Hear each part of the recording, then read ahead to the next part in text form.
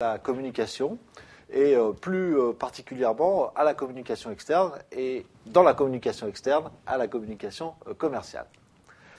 Alors, les différents outils de la communication commerciale, et vous allez voir qu'effectivement, souvent on oublie l'outil le plus important de la communication commerciale, c'est le produit lui-même. Le produit est le premier vecteur de la communication commerciale. Alors d'abord par son aspect. L'emballage, la couleur du produit, sa taille, hein, c'est ce qu'on appelle la fonction d'alerte qui permet effectivement au consommateur de l'identifier, par exemple dans un linéaire, c'est extrêmement important dans le libre-service, ça, hein, qui va permettre au consommateur d'identifier le produit tout de suite par rapport à ses concurrents, parce qu'il connaît, parce qu'il l'a vu à la télé, hein, et donc il a des caractéristiques particulières. Par sa différenciation, c'est la fonction de reconnaissance. Et si elle est associée à une image de marque forte, par exemple, le logo. Hein, c'est le logo qui va signifier le produit. Et donc ça, c'est la fonction de reconnaissance. C'est quelque chose d'extrêmement important. Là aussi, hein, dites-vous que tout ceci, toutes ces caractéristiques qui sont rattachées au produit, comme en tant que vecteur de communication, sont d'autant plus importants qu'il n'y a pas de prescripteur. Et notamment la distribution dans le supermarché, qui livre les produits et le produit et ses concurrents au choix du consommateur, eh bien, ça devient fondamental. Par le respect des codes, hein, c'est la fonction d'identification. Par exemple, il existe des codes couleurs. Le noir, par exemple, c'est le symbole du produit haut de gamme. Hein, et donc, si vous voulez vendre, je sais pas, un café et le présenter, donc le vendre plus cher, le présenter comme un café qui est un café délicat par ses arômes, eh bien, vous allez avoir tendance à mettre beaucoup de noir sur l'emballage. Hein, et si vous voulez faire la même chose et que vous faites un paquet bleu, ça ne va pas fonctionner. Parce que vous n'avez pas respecté, en l'occurrence, là, le code couleur qui désigne ce qu'est la qualité et le haut de gamme. Donc, c'est la fonction d'identification, hein, le respect des codes. Et puis, la notice produit, alors ça c'est extrêmement important, hein, c'est la fonction d'information, et de plus en plus, le consommateur mature et averti, eh bien, lit ce qu'il y a sur les emballages. Alors, il y a des mentions légales obligatoires sur les emballages, mais il y a aussi des choses qui sont très intéressantes pour le consommateur, par exemple, issues de l'agriculture biologique, ou par exemple, on va pouvoir mettre en scène le produit, on va le présenter dans une assiette, dans un plat, où on va donner une recette.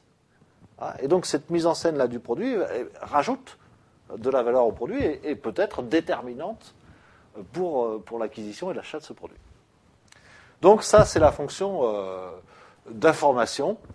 Et puis enfin, le produit doit donner envie d'être acheté. Alors ça peut dépendre de plein de caractéristiques. Hein, c'est la fonction d'impulsion à l'achat.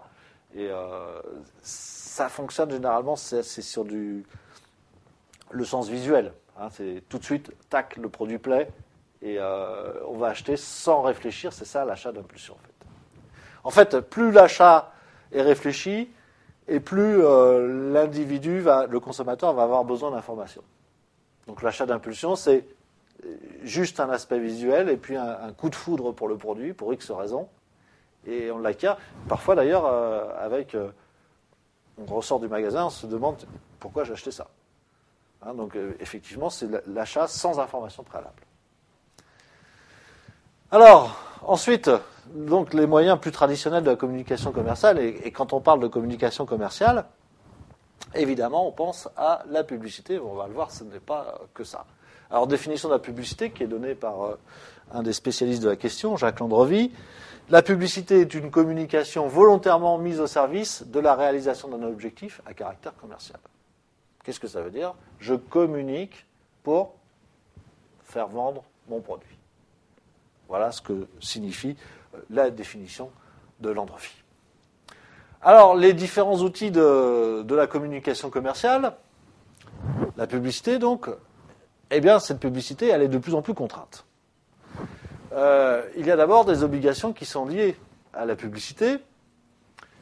Une des obligations, c'est que les informations qui sont diffusées lors des spots publicitaires, eh bien, elles doivent être exactes. C'est-à-dire, il est hors de question de raconter n'importe quoi sur le produit. Même si, par certains aspects, évidemment, et je pense qu'on en a tous fait l'expérience, la publicité n'est pas toujours objective. Par exemple, quand on vous met en scène un célèbre modèle de voiture qui saute par-dessus les autres dans la ville, ou qui se déguise en robot, évidemment que cette publicité n'est pas objective. Bon, enfin, en même temps, c'est pas une information, et que le consommateur potentiel n'est pas suffisamment crédule pour croire qu'effectivement on puisse acheter un tel véhicule. Mais par contre, quand on donne des informations, par exemple la consommation d'essence du véhicule, ça doit être totalement objectif et vrai, de même que lorsqu'on donne le prix du produit, ça doit être un prix réel. Donc, l'information d'abord doit être exacte. Ensuite, certaines mentions sont obligatoires. Alors, pensez par exemple la communication sur le produit tabac, où vous avez des communications quand même assez agressives, comme du style « fumez-tu », écrit en très gros, donc ça se veut volontairement choquant. Ou bien, quand vous achetez des produits alimentaires, style produits de grignotage, où vous devez mettre la mention sur manger des produits salés, gras ou sucrés, peut provoquer je ne sais plus exactement le terme, des désagréments de santé. Donc vous êtes obligé, dès que vous faites de la publicité sur des produits alimentaires, de faire figurer ça. Donc il y a des mentions qui sont obligatoires sur un certain nombre de publicités. Et de plus en plus. La publicité est de plus en plus réglementée. De plus, pour certaines familles de produits, pensez à la loi E20, sur la publicité pour l'alcool, évidemment, d'ailleurs qui vient de connaître son dernier avatar avec l'autorisation, puisque c'était pour l'instant un manque dans la législation française, la publicité sur l'alcool, pour l'alcool sur Internet, qui est autorisée, à l'exception évidemment des sites sportifs ou à destination de la jeunesse, mais qui pour le reste a été autorisé. Donc la publicité est réglementée pour un certain nombre de produits. Par exemple, de produits ou d'activités, aujourd'hui la profession de l'expertise comptable commence à avoir un droit à la publicité, mais c'est un tout début et que jusqu'il y a 2 ans, je crois, c'était totalement interdit. Donc, évidemment que la publicité fait l'objet d'un certain nombre de réglementations. La publicité comparative aussi, qui a fait son apparition depuis quelques années en France, qui est autorisée, mais je dirais d'une manière très timide par rapport à ce que l'on peut voir sur les médias américains où véritablement on dénonce le produit du concurrent. Alors, les différents outils de la communication commerciale, toujours la publicité, donc différents types de publicité. D'abord, ce qu'on appelle la publicité de branche. Par exemple, quand on vous fait une campagne publicitaire sur manger des fruits et des légumes, ou bien sur les choux-fleurs de Bretagne, ou bien sur le beurre, ou bien sur des choses comme ça, sur le sucre. Ce sont ce qu'on appelle des publicités génériques. Donc, c'est l'ensemble, si vous voulez, des producteurs d'une filière qui s'associent pour se payer ce type de campagne. Le plus souvent, évidemment, c'est pour une gamme, une marque, une entreprise, et dans ce cas-là, elle est institutionnelle, et bien sûr pour un produit particulier. Alors, la même entreprise, elle peut, par exemple, on peut communiquer pour l'ensemble des produits de la gamme ou pour un produit particulier. Tour à tour, on peut utiliser, une entreprise peut utiliser ces différents moyens. Alors, il existe une innovation qui est particulièrement intéressante en matière publicitaire, c'est ce qu'on appelle le marketing viral, qui est une technique, même s'il y a marketing devant, qui est une technique de communication. Donc le marketing viral est une technique de communication sur le média Internet, et donc qui consiste effectivement à faire, c'est une version moderne du bouche à oreille, si vous voulez, qui va être démultipliée par les technologies de l'information. Donc vous allez avoir une diffusion pyramidale de la publicité ou d'une information sur un produit, par exemple d'une promotion des ventes, parce que un internaute va voir la nouvelle, va le diffuser auprès de 3 internautes, qui chacun vont le diffuser auprès de 5 internautes, etc. Et donc vous allez avoir très rapidement une information d'un nombre considérable de gens. Donc ce marketing viral est très utilisé sur la communication Internet. Alors, deuxième outil de communication commerciale après la publicité, la promotion des ventes. Alors la définition de la promotion des ventes, eh bien, c'est une action qui pousse le produit vers le consommateur. Alors c'est intéressant puisqu'on est dans le rapport inverse à la publicité. La publicité amène le consommateur au produit. D'accord ? Donc là, par contre, on va pousser le produit vers le consommateur. Ce qui veut dire que publicité et promotion des ventes ne sont pas tellement deux moyens alternatifs de communiquer, mais ce sont surtout deux moyens complémentaires. Et d'ailleurs, la promotion des ventes ne remplit pas du tout les mêmes objectifs. Alors, les objectifs de cette promotion des ventes, eh bien, d'abord, c'est de stimuler les ventes, mais je dirais d'une manière, la publicité aussi. Sauf que sur la publicité, c'est beaucoup plus l'effet recherché et beaucoup plus durable. Là, l'augmentation, elle va être parfois très, très importante, mais elle est surtout très brève et très limitée dans le temps. Par exemple, je vais faire une promotion des ventes dans un magasin, et tant que mon animateur va être là avec son micro, eh ben, je vais booster mes ventes. Et puis dès qu'il va repartir, hop, le chiffre d'affaires va reprendre son cours normal. Et puis, ça sert aussi à augmenter l'efficacité de la force de vente. La promotion des ventes, c'est-à-dire, c'est un outil au service du commercial pour arriver à réaliser davantage de chiffres. Alors, dans la promotion des ventes, on a deux types d'actions. On a des actions d'abord sur les prescripteurs et les consommateurs, et puis on a des actions sur les distributeurs et les vendeurs, sur la force de vente. Alors, les actions sur les prescripteurs et les consommateurs,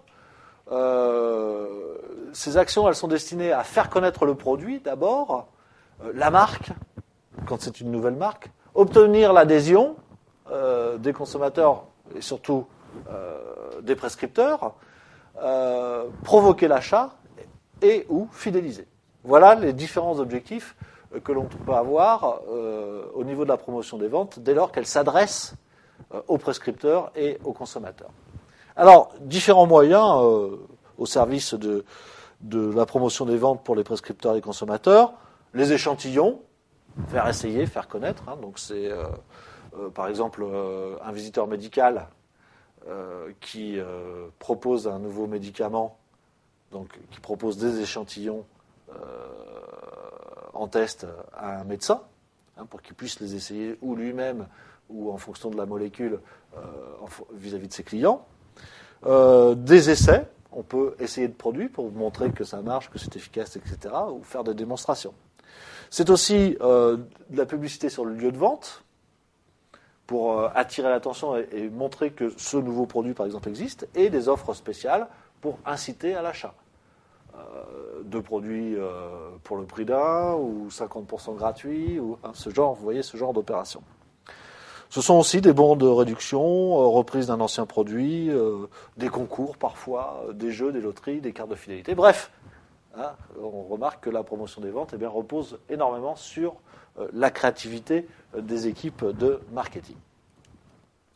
Alors, les actions de promotion des ventes auprès de la force de vente et des distributeurs, là, ça va être, on va offrir, entre guillemets, de la formation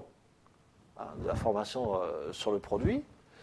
Évidemment que c'est l'intérêt bien compris du vendeur ou du distributeur, puisque je le forme au produit pour qu'il le vende mieux, et donc lui, il va réaliser un meilleur chiffre d'affaires et donc de meilleures marges ou de meilleures rémunérations si c'est un vendeur, donc c'est son intérêt.